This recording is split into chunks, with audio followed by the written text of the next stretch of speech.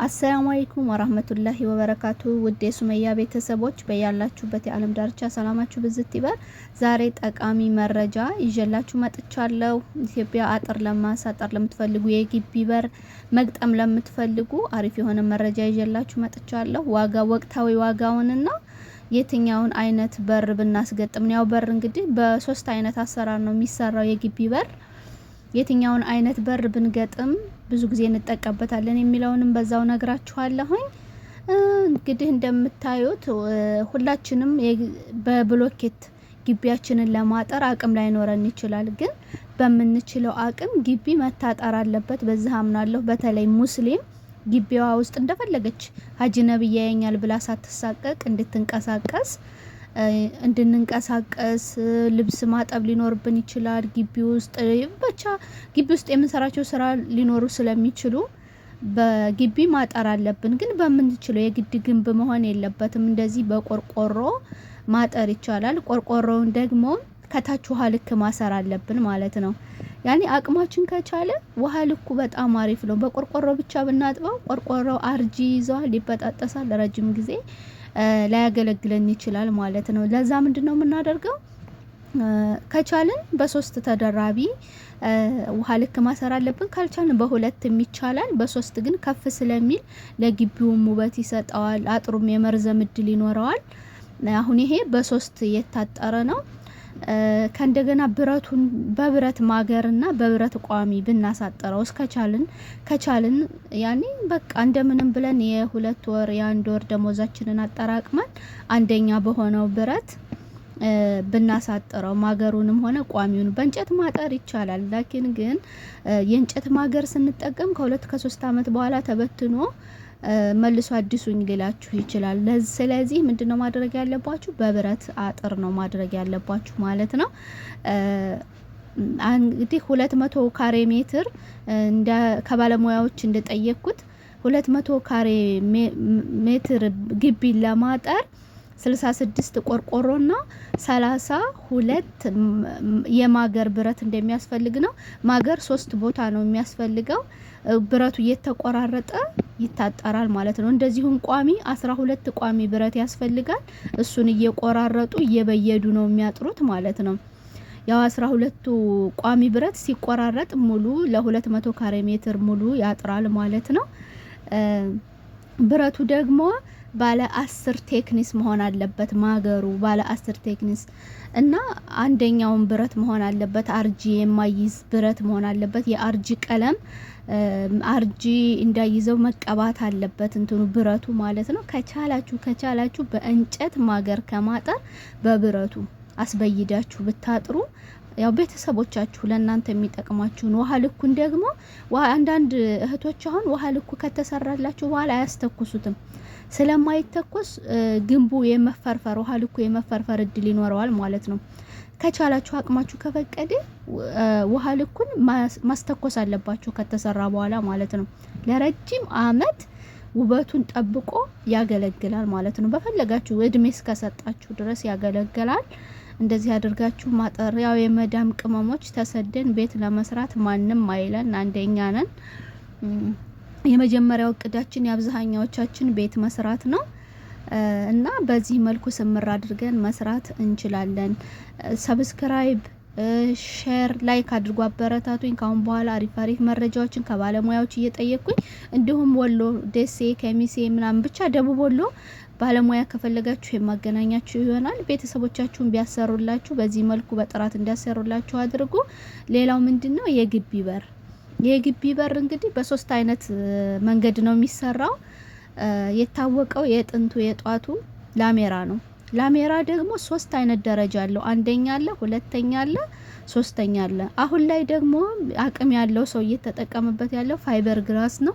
ፋይበር ግላስ ያው አቅም ይጠይቃል። እውነት ለመናገር አንደኛ የሆነ በር ነው፣ ግን አቅም ይጠይቃል እሱ ማለት ነው።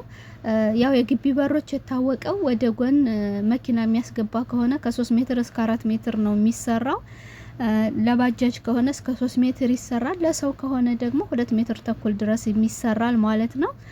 እንደናንተ እንዳቅማችሁ እንደ ምርጫችሁ እንደ ግቢያችሁ ስፋትና ጥበት ነው የግቢ በር የሚገጠመው እና ብዛት አሁን አንዳንድ ልጆች እንትን ብሩን ትልካላችሁ እንጂ ምን አይነት እቃ እንደተገጠመላችሁ ቤታችሁ ላይ በምን አይነት ማቴሪያል እንደተሰራ ማታረጋግጡ ልጆች አላችሁ። ወይም እንደዚህ ሰርች አድርጋችሁ በቃ ምንድነው ጊዜያዊ ዋጋው ገንዘብም ከመበላት አልፎ የሚገጠምላችሁ ነገር ያልሆነ ሊሆን ይችላል።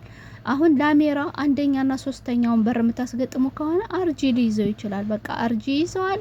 3 አመት 2 አመት ሳትጠቀሙበት የመበጣጠስ ከታች ስሩ የመበስበስ ነገር ያጋጥመዋል ማለት ነው። ስለዚህ ፋይበር ግራሱን ለማስገጠም አቅማችሁ ካልፈቀደ ሰው እንዳቅሙ እንደንትኑ ነው የሚኖረው። በቆርቆሮ ከታች ውሃ ልካሳስራችሁ በቆርቆሮ ታጥራላችሁ። በሩን ደግሞ በላሜራ የላሜራ በር አንደኛው ከሆነ አርጃ ይዘውም የአርጂ ይቀባል። ብረቱም አንደኛ ነው።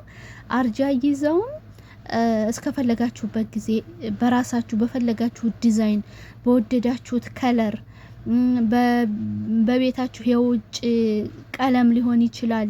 በፈለጋችሁ ከለር አስቀብታችሁ በፈለጋችሁ ዲዛይን አሰርታችሁ ላሜራ አሁን ከ3 ሜትር እስከ 4 ሜትር የመኪና መግቢያ የሆነው እስከ 60 ሺህ ብር ማሰራት ይቻላል ማለት ነው። በኢትዮጵያ በአሁኑ ሰዓት እስከ 60 ሺህ ብር እየተሰራ ይገኛል። ከ3 ሜትር እስከ 4 ሜትር ያለው ማለት ነው። ከ2 ሜትር ተኩል እስከ 3 ሜትር ያለው ደግሞ እስከ 45 ሺህ ብር እየተሰራ ይገኛል። የላሜራን ነው እየነገርኳችሁ ያለሁት።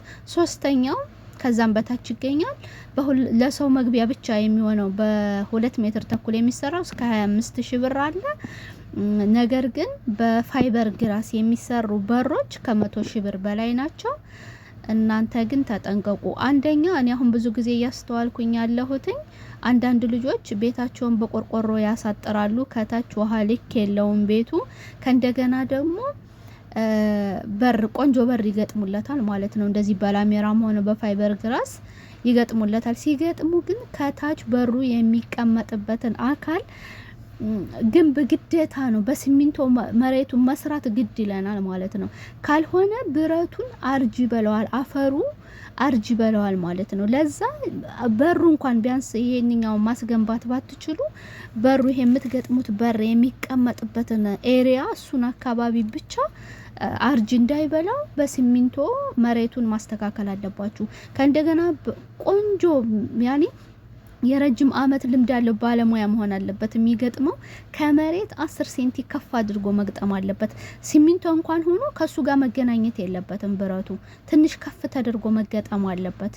ይሄንን ለቤተሰቦቻችሁ በማስረዳት በቃ ብራችሁ እስከወጣ እስከደከማችሁበት ድረስ ስቴፑን ጠብቆ ትክክለኛ የሆነ በር ሊገጠምላችሁ ግድ ይላል። መሰለን ኮርኒስ ስታሰሩ ሊሆን ይችላል። የቤት ፊኒሽንግ ማንኛውንም አይነት የቤት ፊኒሽንግ ስታሰሩ ጥንቃቄ ማድረግ አለባችሁ። ባልሆነ ነገር ላይ ያልሆነ ማቴሪያል ተጠቅመው በተለይ አሁን እኔ እየታዘብኩ ያለሁት እዚህ ኦንላይን ማለት ነው። ኦንላይን የማየው ኮንትራት ይዘን እንሰራለን ምናምን ይላሉ። እሱ ጥሩ ነው። ቤተሰብ ለሌለው ሰው ኮንትራት ይዘው ሊሰሩ ይችላሉ። ግን ትክክለኛ ማቴሪያል ነው ወይ እየሰሩላችሁ ያላችሁት? በከለር በመብለጭለጭ ብቻ አትሸወዱም ወይ? ይሄንን መጠንቀቅ አለባችሁ። ነገ ጧት እናንተ ቤታችንን ጨረስን እፎይ ብላችሁ ለእጃችሁ የተወሰነ ይዛችሁ ሀገር ስትገቡ ቤታችሁ ከአንድ በኩል ወይ ኮርኒሱ ይወድቃል ወይ የሆነ ነገር ይሰነጠቃል። ያንን ለማስጠገን ለእጃችሁ የያዛችሁት ብር እንኳን አይበቃችሁም ማለት ነው። ስለዚህ ቤት ስንሰራ ጥንቃቄ ማድረግ አለብን። እንደነገርኳችሁ ሰብስክራይብ አድርጉኝ። ካሁን በኋላ ከባለሙያዎች ትክክለኛውን የሆነውን መረጃ አቀርብላችኋለሁኝ። በነገራችን ላይ የሲሚንቶ ዋጋ ሳልነግራችሁ እንዳልሄድ ሙገድ ሲሚንቶ በአሁኑ ሰዓት በኩንታል ከ1020 ብር እስከ እንደየክፍለ ሀገሩ እንደየሁኔታው ስለሚላይ እስከ 1300 ብር። ናቹራል ሲሚንቶም እንደዛው ነው ብለውኛል። ከባለሙያዎች ነው። እኔ በይሄንን ስራ ከሚሰሩ ሰዎች ነው እንትን መረጃውን ወስደው እና ያው የአረብ ሀገር ሴት እንግዲህ በቤት ለመስራት አንደኛ ናት። ጠንክሩ። በያላችሁበት የዓለም ዳርቻ ሰላማችሁ ብዝት ይበል። ሰብስክራይብ ሳታደርጉኝ እንዳታልፉ። የተለያዩ በሮችን አስገብቼላችኋለሁ። ዲዛይን መምረጥ ትችላላችሁ። ሰላም